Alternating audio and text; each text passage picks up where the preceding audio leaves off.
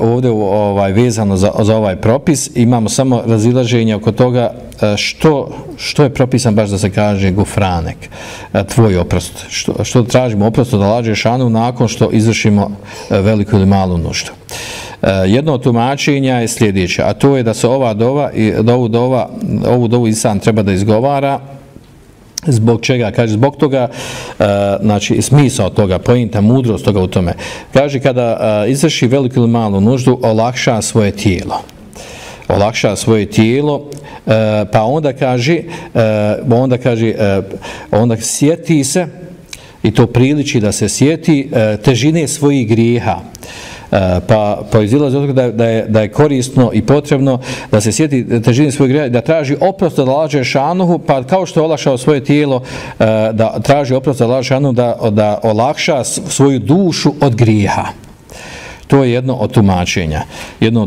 I ono je uglavnom uopće prihvaćeno i znači smisao toga izgovaranja baš ovih riječi.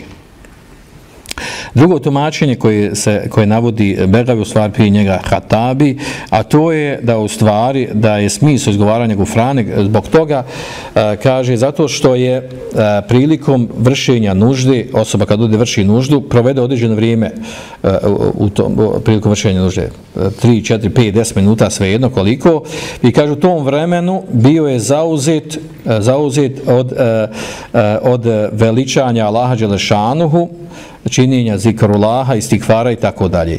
Pa onda kaže da bi to nadoknadio kada izađe, da kaže onda gufranek. Kažu da je to smisao i poenta zašto baš da izgovori ove riječi. Međutim, neki učenjaci kažu da je ovo upitno, ovo drugo tumačenje. Zašto upitno? Pa kaže zato što u stvari osoba kada ode da vrši nuždu, ona je uradila, znači nije ništa uradila što je grije, što je nešto pogrešno. Znači uradila je nešto, znači ta osoba je s razlogom spriječena da spominje Allaha dželešanu i na tom mjestu ne priliči da spominje Allaha dželešanu prilikom vršenja nužde. I tako da nema smisla da to bude sad da nadoknadi što tada nije spominjao.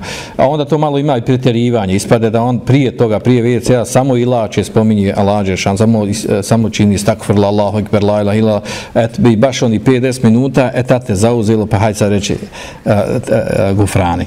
Znači malo ima tu malo pretjerivanja sa te strane da se tako protumači. A druga stvar da je to tako.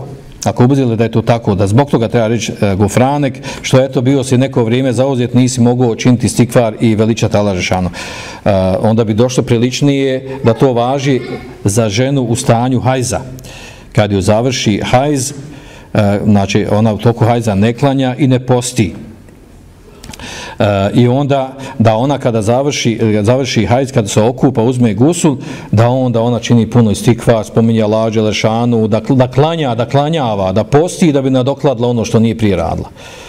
Tako nešto nije apsolutno došlo da nadoknađuje u smislu i stikvar i zikrove i tako dalje, jer u tom vremenu to nije radilo. Priličnije da za tako duže vremena da se to uradi. Međutim, to nije došlo tako nešto propisano. Jer s pravom bude spriječeno, čak zabranjeno ženi u stanju hajza nifasa da klanja, da posti. Znači, tad je zabranjeno, znači i s razlogom to ne radi, a nije došlo sad da zbog toga treba činiti stikvar. Tako da ovo tumačenje više liči malo naginjeno sufijskom pretjerivanju, baš tih 5 minuta nisi spominjao Allaha da sad ne dodoknadi.